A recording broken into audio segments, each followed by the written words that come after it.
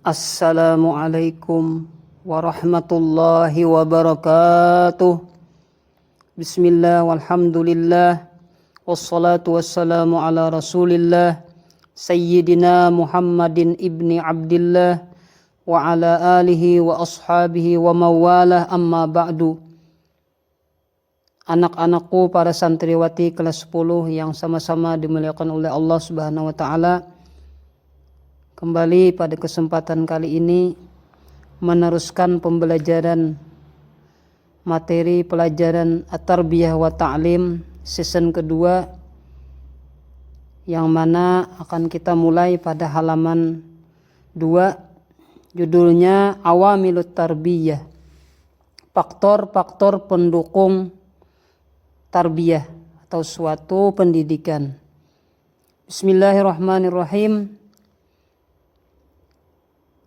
Idza nazarna ilal awamil allati tu'athiru fil insan, apabila kita memperhatikan secara seksama kepada berbagai faktor yang mempengaruhi terhadap seseorang, najidu annaha naw'an, maka kita akan menemukan, kita akan mendapatkan bahwasanya faktor-faktor tersebut ada dua macam. Pertama, awamilu ammatun wa awamilu khassatun. Ada faktor-faktor yang sifatnya umum dan juga ada faktor-faktor yang bersifat khusus. Apa itu faktor-faktor yang bersifat umum? Fal awamilul ammatu hiyal bi'ah. Faktor-faktor secara umum itu adalah lingkungan, tabi'iyatan kanat aw ijtima'iyatan. Baik lingkungan itu sifatnya alami ataupun sosial. Wahya katsiratun, dan lingkungan tadi ada berbagai macam hal. Bisa falwalidanil ladani waladat tifla. Bisa faktor-faktor secara umum yang berupa lingkungan itu tadi berupa kedua orang tuanya yang telah melahirkan seseorang anak tadi. Jadi dengan adanya kedua orang tua tadi, maka pendidikan seseorang bisa sangat berpengaruh di situ. Atau al-baitul ladzi nasya'a fihi, atau rumah di mana seseorang itu berkembang padanya. Nah, jadi ada faktor di dalam rumah seorang anak itu sendiri bagaimana, itu juga sangat mempengaruhi terhadap pendidikannya. Yang berikutnya wahalu ahlihi minats tsarwah wal faqri, dan keadaan keluarganya kaya atau miskin. Jadi ada strata ekonominya, mungkin kaya, dengan kekayaan kedua orang tuanya dia bisa, pendidikannya bisa lebih maju, lebih baik, atau karena seseorang tadi memang berada dalam garis kemiskinan, maka tentunya pendidikan yang diterimanya pun akan berbeda. Kemudian wasuqnahu fi madinatin aw qaryah, atau tempat tinggal seseorang tadi itu sangat mempengaruhi juga terhadap pendidikan, baik dia tinggalnya di kota atau di desa. Wal ikhwanul ladzina yu'ashiruhum, atau teman-teman yang dia bergaul dengan teman tersebut. Nah, jadi dia juga bagaimana temannya, disitulah nanti hasil dari pendidikan itu diantaranya yang bisa dilihat. Kalau temannya baik, insya Allah dia pun akan baik. Kalau sebaliknya, maka ia pun akan sebaliknya. Wal kutubul lati yutaliha, dan juga di antara faktor pendidikan secara umum itu yang sifatnya lingkungan tadi, misalnya juga buku-buku yang ia mutalahi, ia baca, ia telaah, apa itu juga bisa mempengaruhi terhadap pendidikan seseorang. Kemudian wanau'ul hukumah, dan juga bentuk dari pemerintahan yang dia tinggal di suatu negara itu, baik istibdadiyah atau demokratiyah, baik pemerintahannya itu bersifat otoriter ataupun demokratis gitu. Kullu hadza, kata beliau, wa ghairiha laha atharuha fi taqwinil mar'i.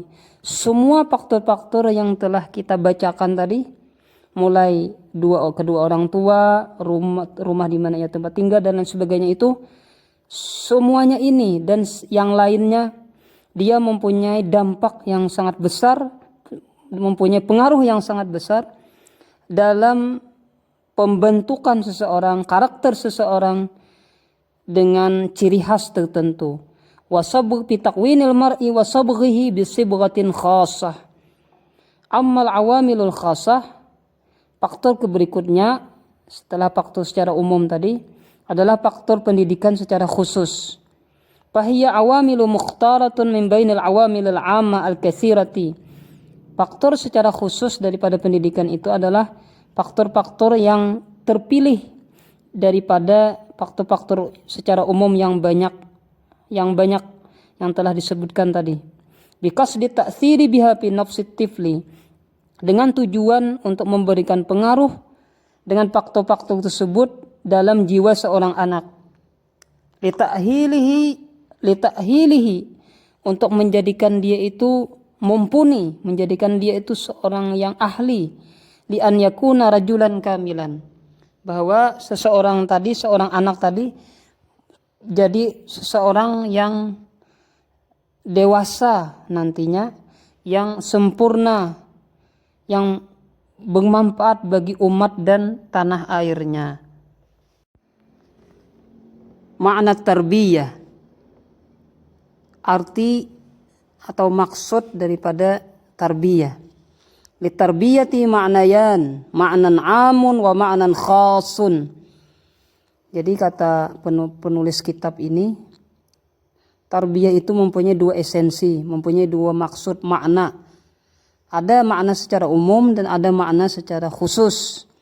Fatarbiyatu bil ma'nal am, tarbiyah secara makna secara umum, hiya kullu mu'athirin fi taqwini syakhsil jismani wal aqli wal khuluqi min hini wiladati ila mauti. Tarbiyah maknanya secara umum, artinya secara umum, maksudnya secara umum adalah semua yang mempengaruhi terhadap pembentukan seseorang, baik dari segi jasmaninya, akalnya, pemikirannya, tingkah lakunya, dimulai semenjak ia lahir sampai meninggal dunia. Wa tarbiyatu bihadzal ma'na wal hayat, wa tarbiyatu bihadzal ma'na wal hayatu syai'un wahid. Maka pendidikan dengan makna secara umum ini dan kehidupan adalah menjadi satu kesatuan yang tidak bisa dipisahkan. Wa yumkinu i'tibarul alami madrasatan kubra, dan mungkin di sini menilai, menganggap, mengategorikan bahwa dunia ini, alam ini adalah seolah-olah seperti sebuah sekolah yang sangat besar. Muddatuha minal mahdi ilal lahdi, yang mana sekolah yang besar itu tadi masa waktunya dimulai dari buayan sampai liang lahat. Amma bil ma'nal khas, adapun tarbiyah maknanya secara khusus, kata beliau, fahiya kulul wasail allati yattakhidhuha al-insan. Dia adalah semua sarana-sarana yang dijadikan oleh seseorang untuk li'inma'i jismi tifli, untuk mengembangkan fisik seseorang anak dan mengembangkan wa aqlihi, dan akalnya, wa taqwini khuluqi, dan pembentukan karakternya, akhlaknya. Wa hadza maqsurun ala tarbiyatil manzil wal madrasah. Nanti tarbiyah maknanya secara khusus ini hanya terbatas kepada pendidikan yang ada baik di rumah atau di sekolahan. Demikianlah pembelajaran tarbiyah untuk season kedua ini yang bisa Mu'alim sampaikan. Mudah-mudahan kalian bisa memahami yang penyampaian Muallim ala kadarnya ini. Salah hilap mohon maaf. Akhirul kalam. Assalamualaikum warahmatullahi taala wabarakatuh.